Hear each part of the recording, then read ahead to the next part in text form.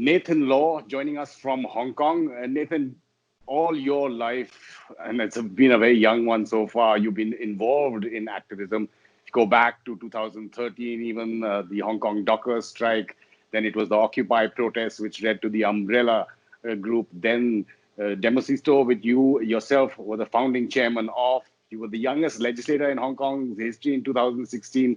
They forced you to be disqualified because of the way you took your oath. But currently now, with the Chinese Communist Party literally putting down Hong Kong's throat, this national security law, do you see it as the end of the road, more importantly for you and Hong Kong and people in Hong Kong and how the world sees Hong Kong? Well, yes, definitely. We could see that the national security law will eradicate all the freedom of speech and freedom of assembly and freedom of political thoughts for Hong Kong people. Because in our one country, two system, Chinese government guaranteed us that we could preserve our way of life. And we have a different system compared to the one in mainland China, which we could preserve our freedom.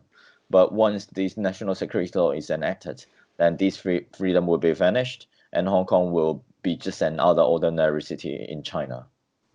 So what is the situation on the ground? I mean, we do know that protests are continuing. They've gone on for over a year now. Earlier, it was the extradition bill, and it was the national anthem. Now it's this national security law with the threat that there'll be a national security agency within Hong Kong itself. What's the situation on the ground vis-a-vis protests? Well, people are really worried, and they are so disappointed about the decision of the government. But for now, we are still, just in the situation that the pandemic was just a bit contained. So people are still very to gather outside. And also the police is literally banning all the application for unauthorized assembly or rallies. So the situation made people more reluctant to go out. But I think the situation, the protesters will revive in the future because people are realizing that the national security law is basically killing Hong Kong, killing its status as an autonomous part of China, and also its international reputation of being a free city.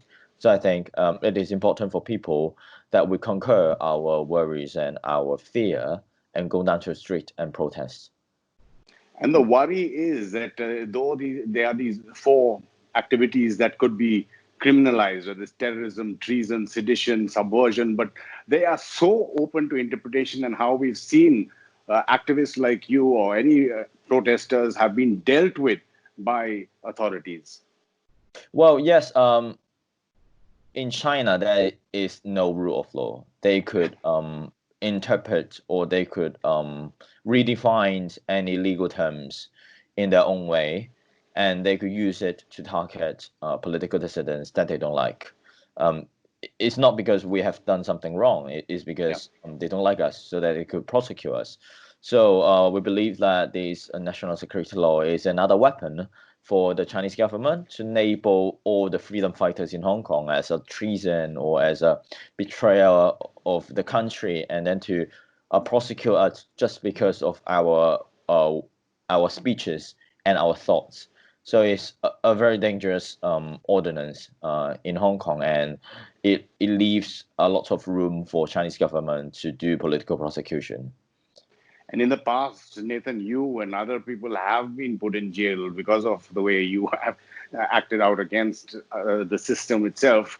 But tell us, in terms of the PLA has always been in Hong Kong. It's never been seen out in the open, but we do still see, despite coronavirus, and you're saying the reluctance of people to come out in such large numbers as they did before, we have seen acts of violence on both sides, police brutality as well as, say, firebombs, firecrackers being used by the protesters as well. Well, yes. If you observed the whole trend of development for the past years of protests, you could see the protesters first were mostly peaceful, and then they escalated their force with regards to the also escalating police violence. So you could see that trend and loop. And the main point is they're not only going after those who are like using violence, but for now they wanted to prosecute people who are peaceful and who mainly do a lot of international campaigning and high-profile individuals like us. So you could see that I was put in jail because of my participation into a protest. But for now, if the national security law is enacted, I could be put in jail without doing anything, just merely saying words or, well, doing a lot of advocacy campaigning stuff. So this is well, the crucial difference between well, when there is a national security law, you could be prosecuted and put in jail without any concrete actions. Sure. Now, when you're talking about action that's being taken against the activists itself and the fears, how united is the whole group? We saw you yourself, you quit your post in Demosistō because of the political vortex you said, and you wanted to look at the way ahead. Violence, non-violence, are there too many strands? Is China gaining because the movement is not united? Well, I think the movement is largely united, even though like a lot of people they have different opinions on tactics, but they do understand that because there are no checks and balances to the government and to the use of force of police. So even though there are a lot of peaceful protesters, they well not necessarily agree or the like more aggressive or violent tactics from the other protesters, but they do understand why there are a presence of these use of force from the protesters. So I think for now, the movement is largely united, and I think the most important thing for us is to convince people that we have to conquer our fear and to go down to the street and protest. And because for this incident, the government took a really a quick way to announce that, and there was a wave of shock for Hong Kong people. So I think a lot of people are still in a tremendous fear and feel like there's nothing to do for us to overturn the decision. But I think for the past year, we've proven that as long as we stick together, we could make changes. So I think we have to convince people that we could make the same change for the battle of the national security law, and then we have to voice out our opposition. But are you disappointed? Are you disgusted when you see pro-China politicians or pro-China groups, big business groups as well? Now we've seen the HSBC, Standard Chartered, Jardine all coming out in support or at least backing the national security law. Now, isn't that a big blow because they're looking at their monetary gain and hoping they won't lose that, and hence not supporting the activists? Well, of course, in Hong Kong, all the big business, well, because they have look at the China market, so they will easily kowtowing to China and say the words that they are asked to say. But I think the AmCham, the American Chamber of Commerce, just conducted a research on its members, and most of them are worried that the implementation of the national security law would affect their business, and well, a large portion of them are thinking about moving their station from Hong Kong to elsewhere. So I think the impact of the national security law to the market is actually true, but a lot of big business or tycoons, because they're so afraid of the influence from China, they stop saying what they're thinking. So for now, I think we still have to educate the people that there are a huge potential risk for Hong Kong losing its international status, losing its global recognition as a free port, just because of the implementation of national security law. It's quite ironic. You were probably 3 or 4 years before you were born was when Tiananmen happened. 31 years since then, June 4th, there have been bans in Hong Kong of the traditional rally, the first time ever. But looking at the timeline, how hopeful are you? Because we saw when Tiananmen happened, and after that, business was as usual again with China. Do you see anything changing in world politics that would not make the inevitability of going back to business again? Well, a lot of people think whether the June 4th candle vision like could still be present is an indicator of whether Hong Kong is still a free city. So this is the first time that we couldn't have it. So that is actually a big message for the world and for the global community that our freedom is losing and is losing quick.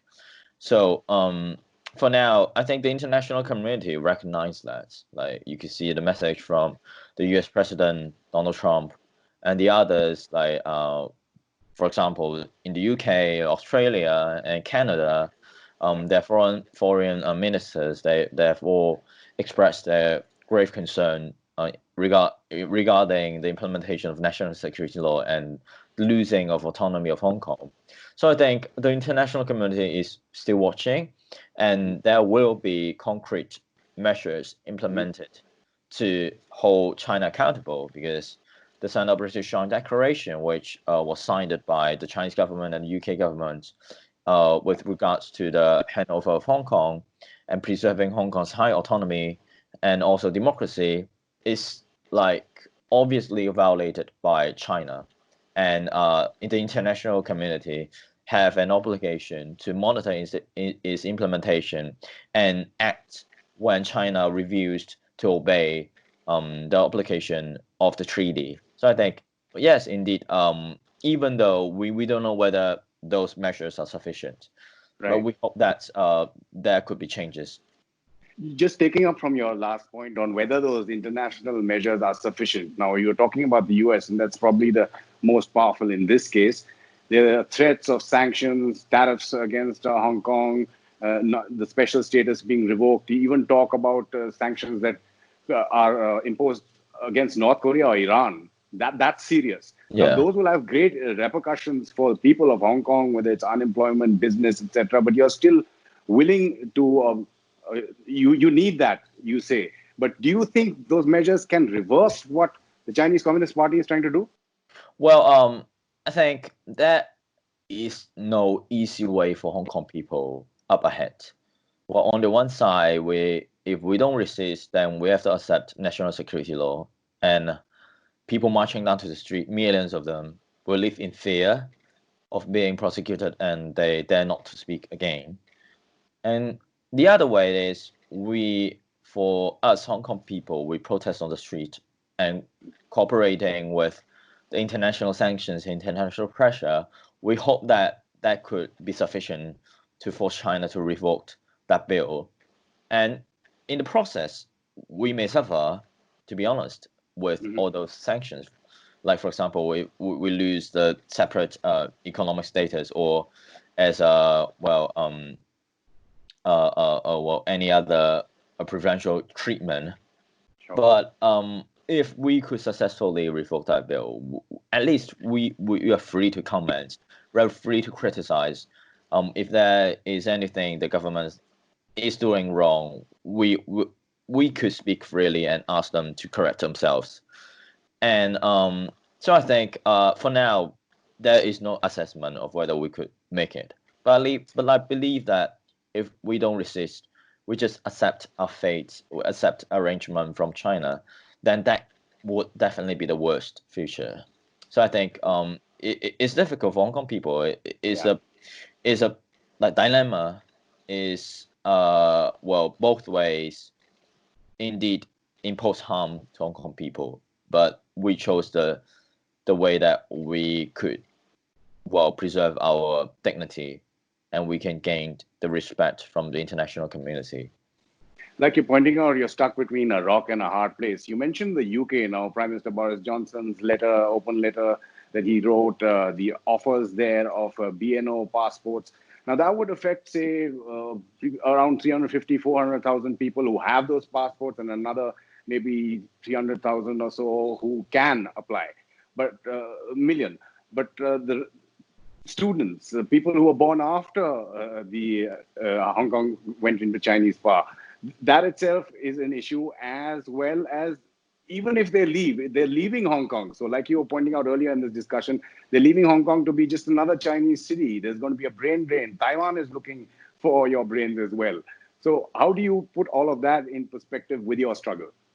Well, first of all, I think of course, the UK could do more with regards to the BNO issue and supporting people in need. But I think the most important thing is what we could do on the ground. Like, of course, we could plan as many as escape plan for people. They could flee and they could leave if they feel like they're not safe living here anymore. But well, at the end of the day, it is our city and it is people's city. It is not. It does not belong to any like emperor or any individuals who have power. But this is our home. So I think what worries me, what concerns me is how we could make changes on the ground, how we could unite people and to assemble them and to express a really clear message that Hong Kong people does not accept your arrangement and we will fight against it and we would try our best to protect our city. So I think that is what makes me that is what I really do care. India's not really up there in terms of having the muscle to put pressure, but India has been part of Hong Kong from its founding days, whether it's migrants, entrepreneurs, businessmen, rough count, I would say about 40,000 possibly Indian origin people there.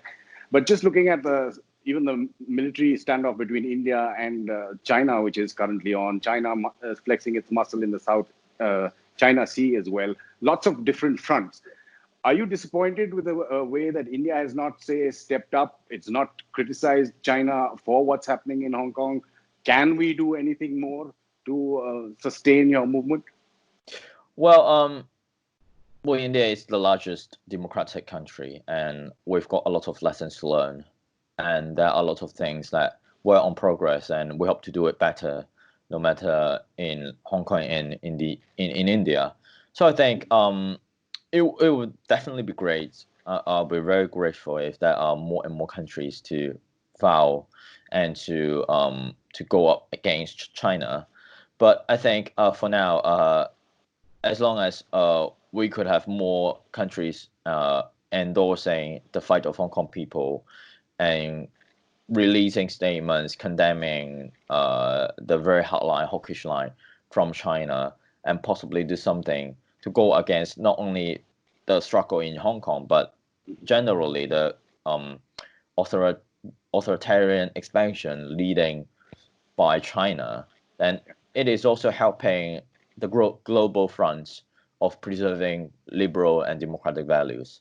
So for me, rather than asking like really concrete help for Hong Kong, which is really important, but if we take into context, then maybe going up against the expansionist nature of the Chinese Communist Party would be a more important thing to do. Nathan Law, thank you so much for joining us from Hong Kong. All the best to you. Thank you. And stay tuned to StratNews Global. You can log on to our website, stratnewsglobal.com, for all the latest news and analysis from around the globe from an Indian perspective.